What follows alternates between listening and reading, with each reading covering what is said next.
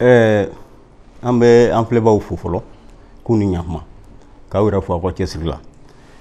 k'a fɔ ko f'an ka hakili latigɛ a kan k'a fɔ ko kiri ye min ye kiri tɛmɛsiraw de b'a la o tɛmɛsira ninnu olu yɛrɛ de ye a ko la ko gɛlɛnba ye parce que n'a ma tɛmɛ a tɛmɛsira fɛ dɔrɔn o kɔrɔ ye k'a ni falaki bɛɛ de kan o ye fɔlɔ ye filanan kiri kɔnɔ kiritigɛla hakili latigɛlen perepere u kan ka kiri tigɛ u b'a yira u bɛ mun yira o b'a yira k'a fɔ min ye diyagoya walima namara o man ka ta k'a sɛgɛrɛ i y'a faamu o bɛ mun yira n'i y'a mɛn ko diyagoya o ye a bɛ fɔ min ma ko pression a kɛra a politiki sirakun ye o a kɛra an yɛrɛ ka jamana sigicogow ye maaw n'u limanaw ni ɲɔgɔn cɛ ye o pression bɛ bɔ yɔrɔ o yɔrɔ a kɛra kulu dɔw k'u fara ɲɔgɔn kan ye o kiri man ka tigɛ ni pression si de kɔnɔ o de y'a to an ka sariya sunba kɔnɔ a fɔlen bɛ k'a fɔ ko kiri ni kiritigiw ko u ka yɛrɛma hɔrɔnya b'u bolo ni yɛrɛma hɔrɔnya ni dankarila la dɔrɔn kiri tigɛ cogo tɛ ɲɛ kiri bɛ tigɛ diyagoya kɔnɔ walima a bɛ tigɛ namara kɔnɔ kuma in bɛ nin yɔrɔ de a kuma kuluma yɔrɔ bɛ nin yɔrɔ de nɔfɛ i y'a faamu n'o tɛ minisiri y'a sɛbɛn fɔlɔ bɔ ka filanan bɔ sɛbɛn ninnu n'i y'u nimɔrɔw ye i b'a ye k'a fɔ a bɛɛ tugulen bɛ ɲɔgɔn na a bɛɛ taara don kelen sɛbɛn fɔlɔ bɛ taa yɔrɔ jumɛn o ye sɛgɛsɛgɛlikɛla so min yɛrɛ bilalen bɛ an ka minisiriso in ka hukumu kɔnɔ n'a bɛ fɔ ko inspection des services judiciaires tiɲɛ don ni a mɛnna k'a fɔ ko walima maaw ka sɛbɛnni mɔgɔw bɛ caman bɛ sɛbɛnni kɛ k'a fɔ ko nin kɔlɔlɔ in y'an sɔrɔ nin kiritigɛyɔrɔ la walima nin kiritigɛla in bolo u bɛ sɛbɛnni kɛ u b'a ci ka taa minisiriso in na n'o kɛra a bɛ nin service dan ye n'o ye inspection des services judiciaires ye a bɛ sɛbɛn ciw ma k'a fɔ ko a ye taa sɛgɛsɛgɛli kɛ nin yɔrɔ la a kana a ka rapport k'a la k'a ci ma n k'a lajɛ ni dɔw y'a sɛbɛn kɛ k'a fɔ ko sariya sɔsɔwale kɛr'u la an k'a lajɛ ni tiɲɛ don ni tiɲɛ tɛ a fɔra a banna ni tiɲɛ don minisiri yɛrɛ bɛ o wale ninnu n'ale yɛrɛ y'a jateminɛ kɛ k'a fɔ ko nin wale ninnu tiɲɛna ninnu bɛ se ka fɛn fila de bɛ yen faute disciplinaire walima faute professionnelle o bɛɛ kɔlɔlɔ sanction ye min ye olu ye sanction disciplinaire ye mais faute professionnelle faute disciplinaire kɔfɛ ni kiritigɛla min sɔrɔla faute professionnelle kɔnɔ i bɛ se ka kiri i b'a fɔ ko maa gansan tɔw i bɛ se ka kiri ka taa kaso sira fɛ i bɛ se ka kiri hali ka taa nafolo dɔrɔn sarali sira kan i y'a faamu mais minisiri bɛ ta ye dɔrɔn n'ale y'a ye k'a fɔ ko a b'a kun bɔ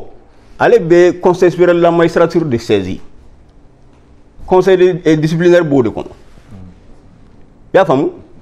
o kiri de fana bɛ kɛ dɛ a tigi bɛ taa défend i b'a fɔ ko maa tɔw bɛ t'u défend tribunal la cogo min na a bɛ se ka avocat ta a bɛ se ka juge ɲɔgɔn yɛrɛ ta o ka taa a défend conseil de discipline ɲɛma i y'a faamu o procédure daminɛ fo ka taa ban o man ka tɛmɛ kalo 4 kan n'a tɛmɛn'o kan dɔrɔn a bɛ fɔ ko c'est caduc donc i y'a ye ko fɛn o fɛn bɛ yen tɛmɛsira de b'u la donc mais yanni kiri ka kɛ minisiri yɛrɛ bɛ se ka fɛn min kɛ n'a yɛrɛ y'a ye k'a fɔ ko nin ko ka jugu kosɛbɛ a bɛ conseil de discipline kelen a b'a yamaruya ɲini u fɛ a bɛ sɛbɛn c'u ma ko ne bɛ fɛ ka nin tigi gulon fɔlɔ yanni aw ka jaabi laban di k'a suspend nka o bɛ kɛ n'olu ka yamaruya ye i y'a faamu ko taacogo de ye nin ye mais an y'a mun ye o inspection in saisira n'a dann'o ma problème t'a la o nka hali o la inspection a ko gundola sɛbɛn de don gundola sɛbɛn taara i yɛrɛ sɔrɔ bɔlɔlɔ sanfɛ olu yɛrɛ ka page kan gundola sɛbɛn man ka bɔ kɛnɛ ma e man k'a ye tɛmɛsenna man k'a ye jango ka taa bila diɲɛ ɲɛma maliyɛn o min tɛ maliyɛn o bɛɛ y'a ye o tɛ fiɲɛ fɔlɔ ye sɛbɛnden juru seegin gansan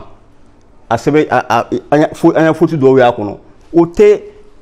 mɔgɔw k'a dɔn k'a fɔ ko ministre kiri ministre juge de don donc ni fɛn dɔw yera a bɛ fɔ de ko juge i y'a faamu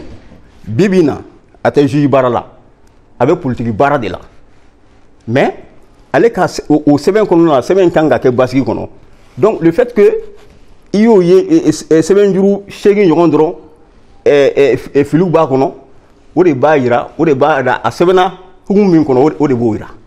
fili sugu jumɛn i n'a fɔ o b'a yira k'a sɛbɛnna galaba galaba kɔnɔ n bɛ ka pression ko min fɔ a sɛbɛnn'o kɔnɔ nka n ye nin de fɔ n ko hali n'a kun danna o sɛbɛn ma kuma tɛ caya n'a bɔra k'a fɔ ko gundo don a taara yen bɛɛ la kan n'a bɔra o la mais o nɔ gɔni kan o don kelen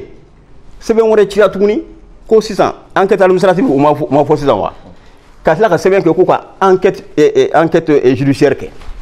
sɛbɛn cira ko ka investigation judiciaire kɛ k'o ci ka taa procureur général ma ko Bakari Tugulaw ka kiiri in kɔnɔna la ko a yɛrɛla k'a fɔ maa minnu n'olu ye kiiri tigɛbaaw ye ko maa dɔw ka lahalaw ma b'o kɔnɔ ko maaw ka laseli la ko o ma kɛ sabati kɔnɔ a ma dan o ma lettre filanan in kɔnɔ a ko a b'a yira k'a fɔ ko bɛnbɛnbɛnw kɛra o procédure in kɔnɔna la ko bɔn n'i ye bɛnbɛnbɛn ninnu jateminɛ k'a bɛ taa wolo infraction na infraction bɛɛ b'a dɔn k'a fɔ o ye ɲangili walew minnu bɛ code pénal kɔnɔ k'o ye olu de ye bon n'i y'o olu jateminɛ sisan ale ka fɔkan min kɛra o kɔnɔ d'abord i ko ko inspection o y'o ka baara ye o ka taa sɛgɛsɛgɛli kɛ k'a dɔn yala baara kɛra a cogo la wa n'a ma k'a cogo la u mana fiɲɛ minnu ye k'u bɛna o fiɲɛ bɛ d'ale de ma ale yɛrɛ ko ka jaabi d'a ma joona joona munna i t'o jaabi ma kɔnɔ ni m'o jaabi ma kɔnɔ f'e yɛrɛ ko kuma minnu mɔgɔ dɔw ka surun dossier la k'olu y'a kuma min fɔ ko o b'a yira k'a fɔ ko o wale bɛ se ka taa bɛ kɛ infraction ye ɲangili wale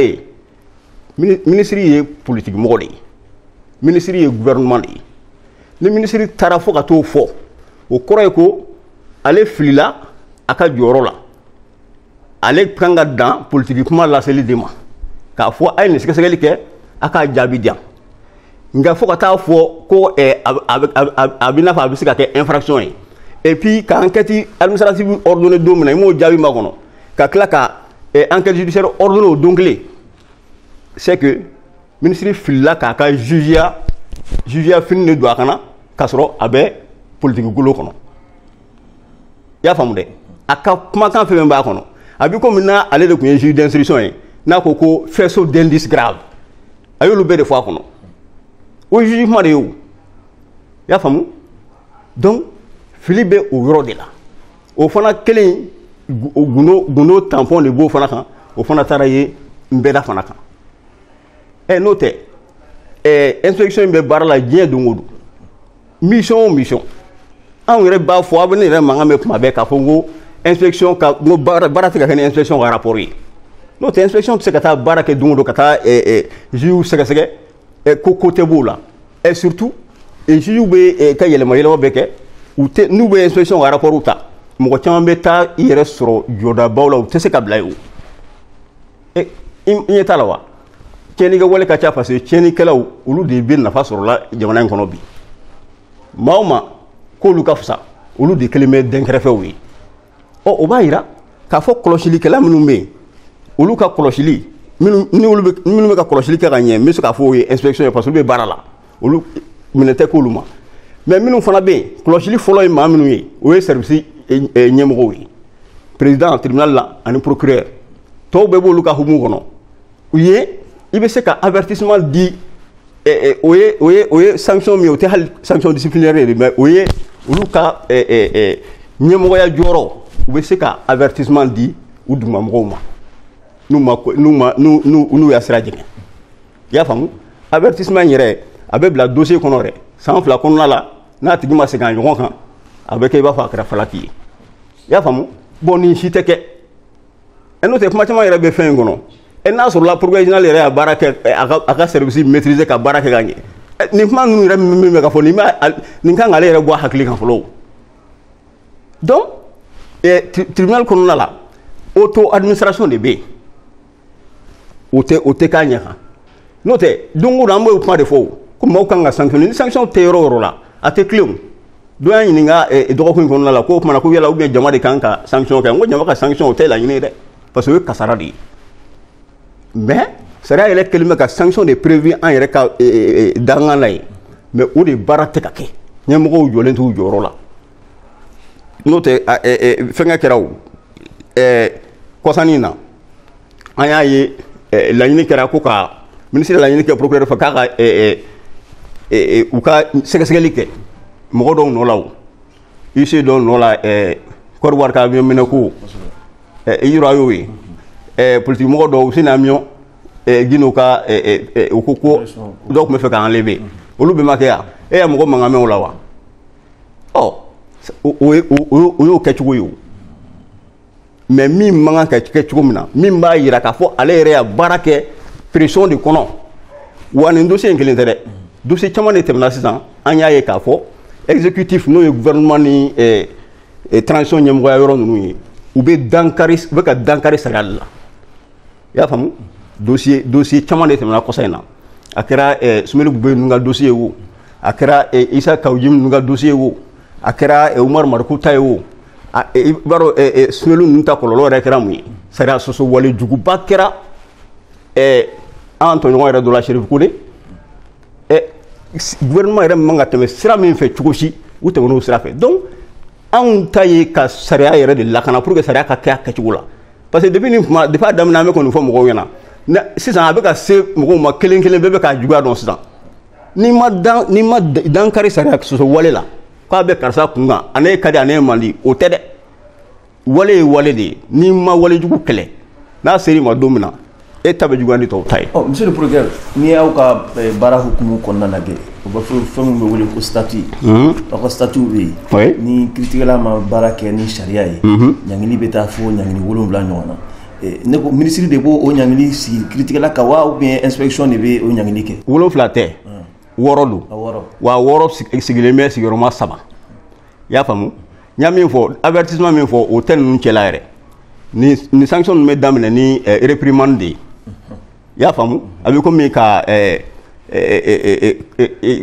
i korfo ki la jaba ya famu ale kololo o be se ka fenga sans clé no e kalotan fly abi ka avancement suma no oyi ya famu ibe se ka win no la d'office ça dit ñingalita la fuita la ki i boy i joro la ya famu ka i interdit temporairement ka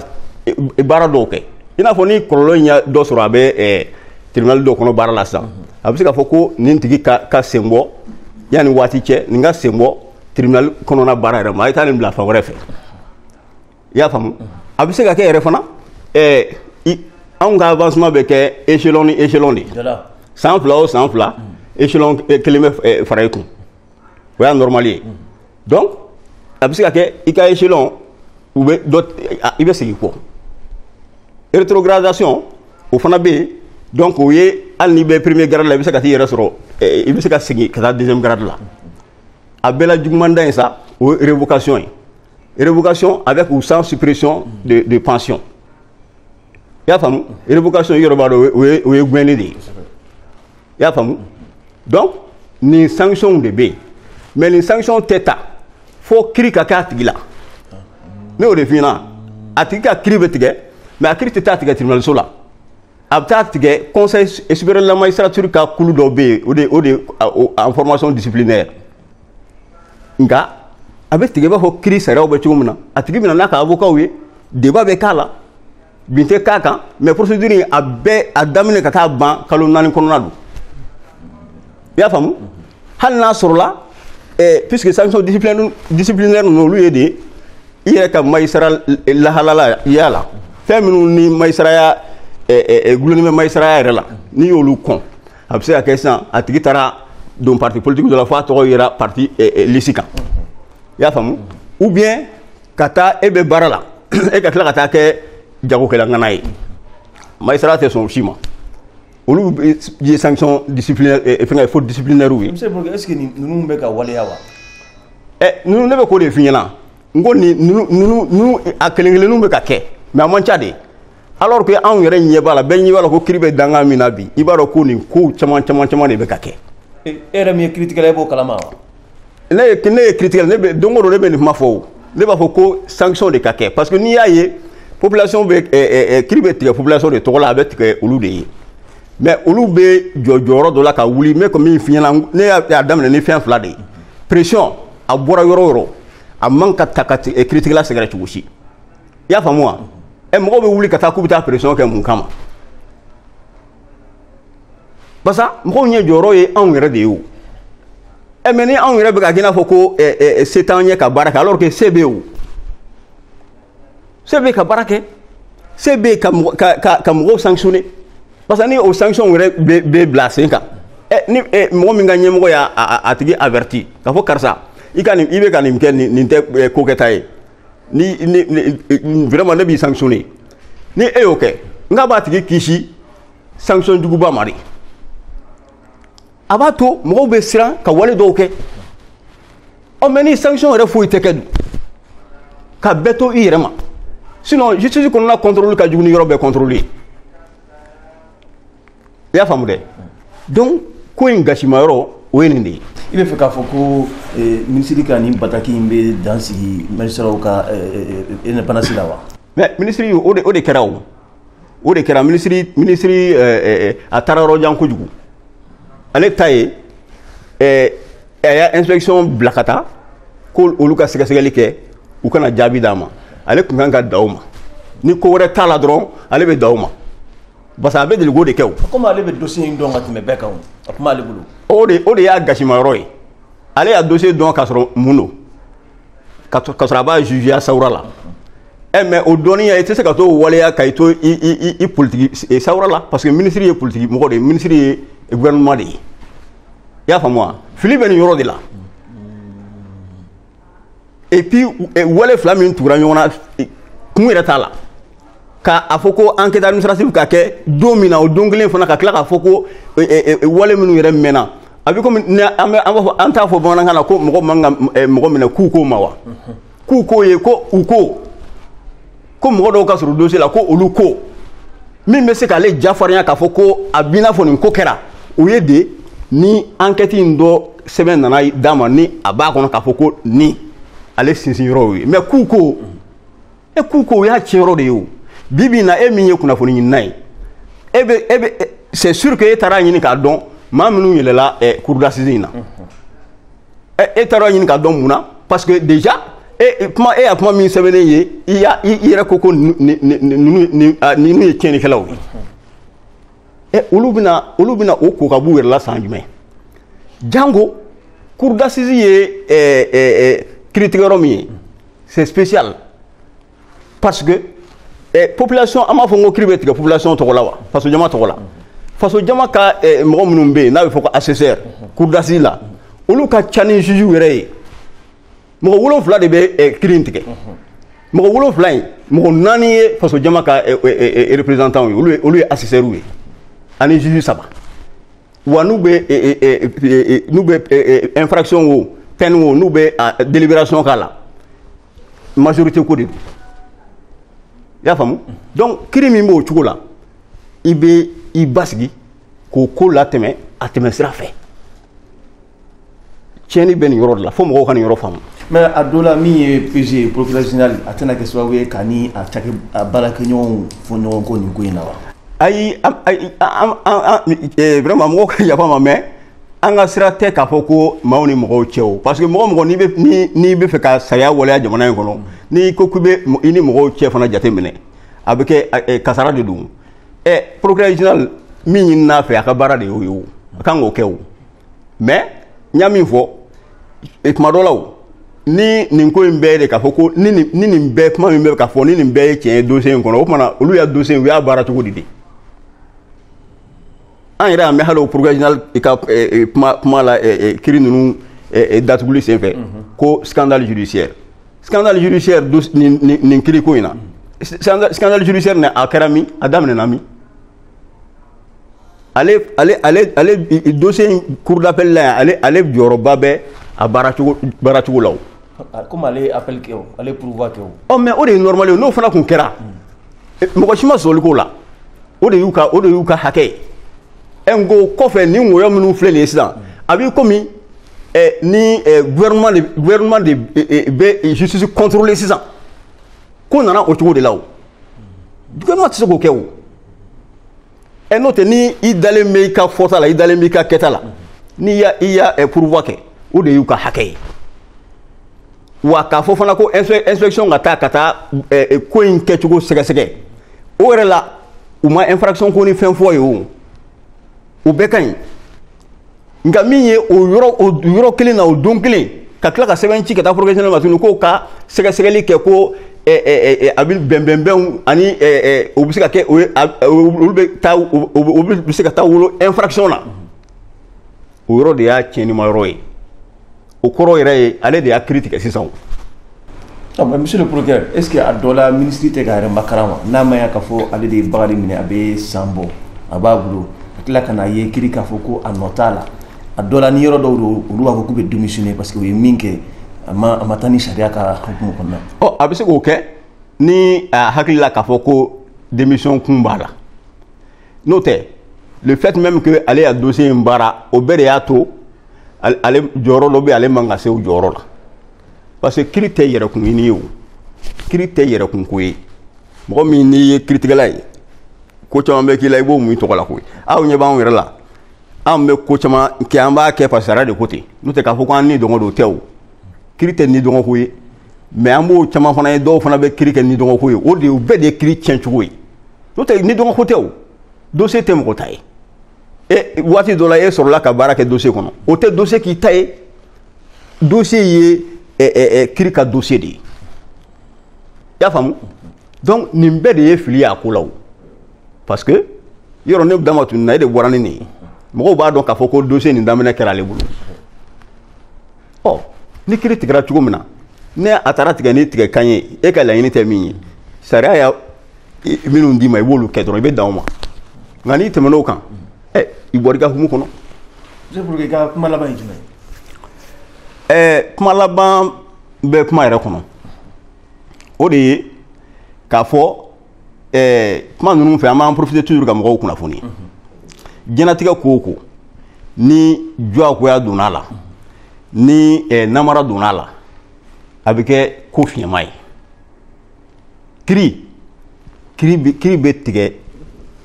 kiiritigɛla kan ka kiiri tigɛ lafiya kɔnɔ maliyɛn k'o faamu ka wuli ka taa a kɛra jamakulu ye o a kɛra maa kelen ye o a kɛra fanga de ye o